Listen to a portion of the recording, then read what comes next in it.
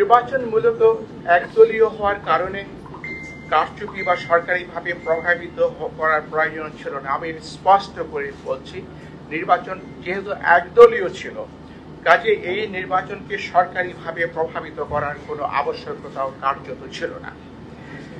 নির্বাচন দলের ভেতরেই হয়েছে, মধ্যে হয়নি, উইদিন হয়েছে, বিটুইন হয়নি। কমিশন দায়িত্ব গ্রহণের পর থেকে 2 বছর সময়ে ইউনিয়ন পরিষদের 992টি, উপজেলা পরিষদের 496টি, জেলা পরিষদের 71টি, পৌরসভার 90টি এবং সিটি কর্পোরেশনের 16টি নির্বাচন করেছে। নির্বাচনগুলোর সততা, সিদ্ধতা, নিরপেক্ষতা, অবাধ হওয়া নিয়ে অতীতের ন্যায় ব্যাপক বিতর্ক বা সমালোচনা হয়নি। উপনির্বাচন সহ জাতীয় সংসদের মোট 318টি আসনে কমিশন নির্বাচন করেছে।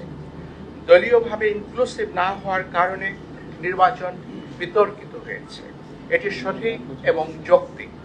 কিন্তু বাংলাদেশের 53 বছরের ইতিহাসে কোন নির্বাচন কমিশন সংবিধান উপেক্ষা করে স্বেচ্ছায় নির্বাচন না করে বা বাতিল করে দিয়ে পদত্যাগ করেছে এবং সেই কারণে নির্বাচন হয়নি, এমন কোনো দৃষ্টান্ত বা উদাহরণ নেই।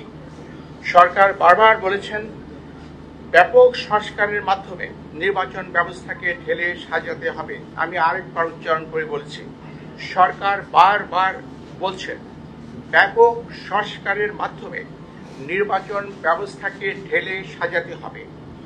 নির্বাচন বারংবার ব্যর্থ হওয়ার প্রকৃত সত্য কারণ এই কথাটির মধ্যেই নিহিত।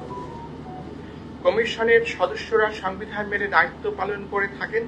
আমাদের কর্মকালে আমরা গণমাধ্যম, প্রশাসন, আইন শৃঙ্খলা রক্ষাকারী বাহিনী, সশস্ত্র বাহিনী সহ আবশ্যক সকলের আন্তরিক সহযোগিতা পেয়েছি। আমি আজ বিদায় লগ্নে কৃতজ্ঞ চিত্তে সেটি স্মরণ করছি। বর্তমান অতীত থেকে আহরিত অভিজ্ঞতা, জ্ঞান ও উপলব্ধি থেকে ভবিষ্যতের জন্য কিছু প্রস্তাবনা সরকারের সদয় বিবেচনার জন্য রেখে যাওয়া আমরা আমাদের কর্তব্য মনে করছি। বাংলাদেশের জনগোষ্ঠীর সমরূপতা, হোমোজেনিটি কারণে সংখ্যানুপাতিক প্রতিনিধিত্বমূলক নির্বাচনের জন্য বাংলাদেশ আদর্শ ক্ষেত্র হতে পারে।